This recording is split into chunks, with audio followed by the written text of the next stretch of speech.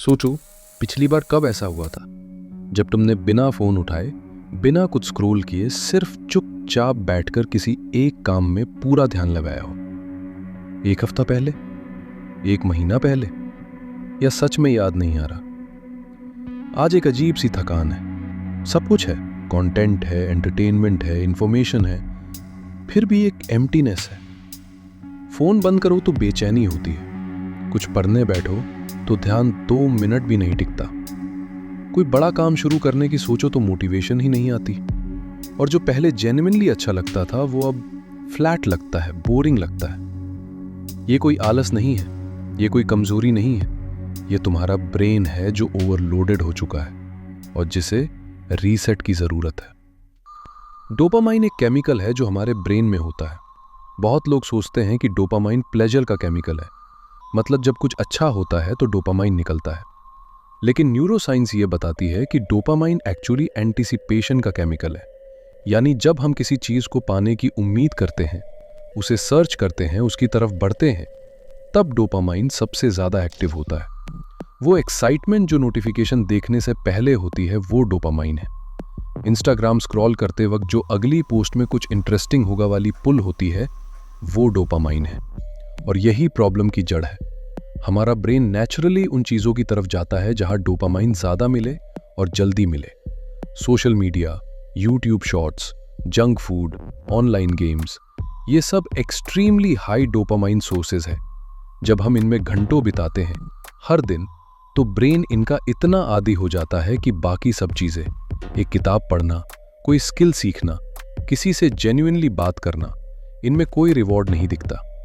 ये एग्जैक्टली वैसे ही है जैसे अगर तुम रोज बहुत ज्यादा तीखा खाओ तो धीरे धीरे सादा खाना बेस्वाद लग जाता है। टेस्ट बड्स का थ्रेशोल्ड ऊपर चला जाता है। ब्रेन के साथ भी यही होता है।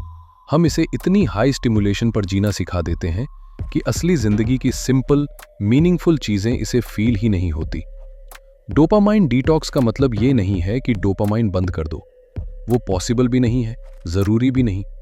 डोपामाइन डिटॉक्स का असली मतलब है अपने ब्रेन का थ्रेशोल्ड नीचे लाना, उसे वापस उस जगह लाना जहां वो छोटी छोटी चीजों में भी मीनिंग और सेटिस्फैक्शन ढूंढ सके।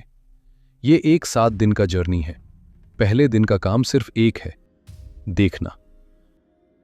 हम जो नहीं देख सकते उसे बदल नहीं सकते। तो पहले दिन कोई बड़ा चेंज नहीं, कोई ड्रामेटिक डिसीजन नहीं, सिर्फ एक ऑनेस्ट ऑडिट। अपने फोन की स्क्रीन टाइम देखो, नोट करो कौन कौन सी ऐप्स सबसे ज्यादा टाइम ले रही हैं, कौन कौन से मोमेंट्स में तुम ऑटोमेटिकली फोन उठाते हो, खाना खाते वक्त, टॉयलेट में, रात को सोने से पहले। ये जज करने का दिन नहीं है, ये सिर्फ देखने का दिन है। क्योंकि जब तुम खुद देखोगे कि तुम कहां और कितना अपनी अटेंशन स्पेंड कर रहे हो, तभी कुछ और करने का रियल रीजन बनेगा। दूसरे दिन एक काम करो, सबसे बड़ा ट्रिगर हटाओ, सिर्फ एक। पूरी दुनिया बदलने की जरूरत नहीं। पहले दिन की ऑडिट में जो सबसे बड़ा डोपामाइन सोर्स था, उसे टेम्पोरेरली हटाओ। ऐप डिलीट करो, या फोन की फ्रंट स्क्रीन से हटाओ, या स्क्रीन टाइम लिमिट लगाओ। ये कोई पनिशमेंट नहीं है, ये एक एक्सपेरिमेंट है। और फिर नोटिस करो, जब वो ऑप्शन अवेलेबल नहीं है तो क्या होता है। वो रेस्टलेसनेस जो आती है, वो एंग्शियसनेस, वही दिखाती है कि ब्रेन कितना डिपेंडेंट हो चुका है। इस डिस्कम्फर्ट को फील करना जरूरी है, क्योंकि यहीं से अवेयरनेस रियल होती है। तीसरे दिन कुछ अनकंफर्टेबल करो, बोर्डम को जियो। जब भी खाली पल आए, खाना खाते वक्त, चाय पीते वक्त, कहीं जाते वक्त, फोन मत उठाओ, बस रहो, बस देखो। ये पहले बहुत ऑकवर्ड लगेगा। ब्रेन हर थोड़ी देर में कहेगा कुछ तो करो, लेकिन यही वो मोमेंट है जहां रीसेट शुरू होता है। बोर्डम ब्रेन को फोर्स करती है अपने अंदर की तरफ जाने के लिए, और वहीं से असली थॉट्स आती हैं, असली क्वेश्चंस आते हैं, क्रिएटिविटी आती है। जो लोग हमेशा डिस्ट्रैक्टेड रहते हैं, वो खुद से कभी बात नहीं कर पाते।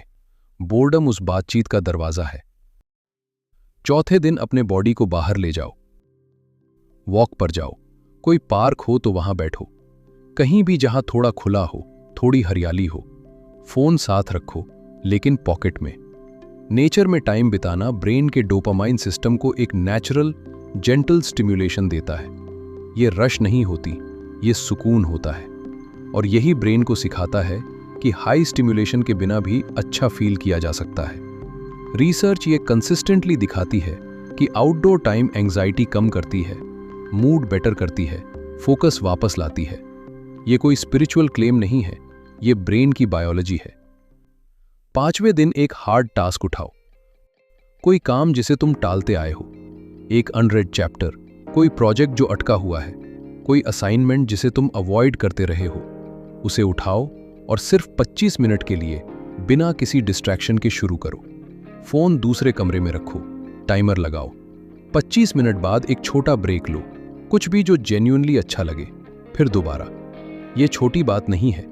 जब ब्रेन हार्ड एफर्ट के बाद रियल सेटिस्फैक्शन पाता है तो वो सीखता है कि फोकस और एफर्ट भी डोपामाइन के सोर्सेज हो सकते हैं। ये प्रोसेस धीरे धीरे ब्रेन को रीवायर करती है, उसे ये याद दिलाती है कि मेहनत और रिवॉर्ड का कनेक्शन रियल है। 6ठे दिन किसी से मिलो, असली में, टेक्स्ट नहीं, कॉल नहीं, फेस टू फेस। कोई दोस्त, कोई फैमिली मेंबर, कोई भी। और जब मिलो तो फोन नीचे रखो, सुनो, बात करो। ह्यूमन कनेक्शन एक एंशिएंट डोपामाइन सोर्स है, शायद सबसे एंशिएंट।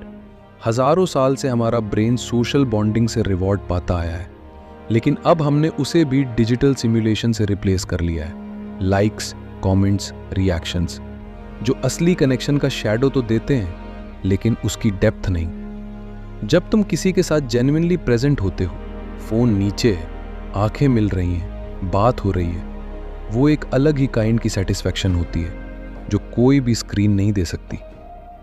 और 7वां दिन, ये रीडिजाइन का दिन है। अब तुम एक हफ्ते के एक्सपीरियंस से जानते हो किन चीजों ने तुम्हारे ब्रेन को सबसे ज्यादा ड्रेन किया था और किन चीजों ने जेन्युइनली अच्छा फील कराया। तो अब इसे डिजाइन करो, एनवायरनमेंट को चेंज करो, सोशल मीडिया एप्स को फोन की मेन स्क्रीन से हटाओ, अननेसेसरी नोटिफिकेशंस बैन करो, रात को सोने से पहले का 1 घंटा स्क्रीन फ्री करो। बिहेवियर चेंज विल पावर से नहीं होता, एनवायरनमेंट से होता है। जब तुम्हारे आसपास की स्ट्रक्चर बदलती है तो ब्रेन ऑटोमेटिकली उसके साथ एडजस्ट होने लगता है। और जो एक्टिविटीज जेन्युइनली सेटिस्फाइंग थी, walk, focused work, real conversations, उन्हें अपनी रूटीन में एक फिक्स्ड जगह दो। Small, consistent, sustainable. बस इतना काफी है शुरुआत के लिए। 7 दिन के बाद कोई ओवरनाइट मिरेकल नहीं होगा, लेकिन एक नोटिसेबल शिफ्ट आएगा। जो काम बोर करता था उसमें थोड़ा ज्यादा फोकस पॉसिबल लगेगा। जो मोमेंट्स खाली लगते थे उनमें थोड़ी पीस मिलेगी। जो चीजें फ्लैट लगती थीं उनमें थोड़ा कलर वापस आएगा। ब्रेन एक इनक्रेडिबल ऑर्गन है, लेकिन इसे इतनी नॉइज में रखा गया है कि ये भूल गया है कि साइलेंस में भी सुना जा सकता है। डोपामाइन डिटॉक्स उसे वापस वहां लाने की कोशिश है, जहां एक चैप्टर पढ़कर सेटिस्फैक्शन हो, एक शाम की चाय में पीस हो, किसी से की गई एक ऑनेस्ट बातचीत में वैल्यू हो। और एक सवाल जो तुम सोचना, अगर तुम्हारा ब्रेन फुल कैपेसिटी पर काम करे, अगर वो डिस्ट्रैक्शन से फ्री हो, तो वो सबसे पहले किस डायरेक्शन में जाना चाहेगा? उस जवाब को ढूंढना शायद अगली सबसे जरूरी बात है।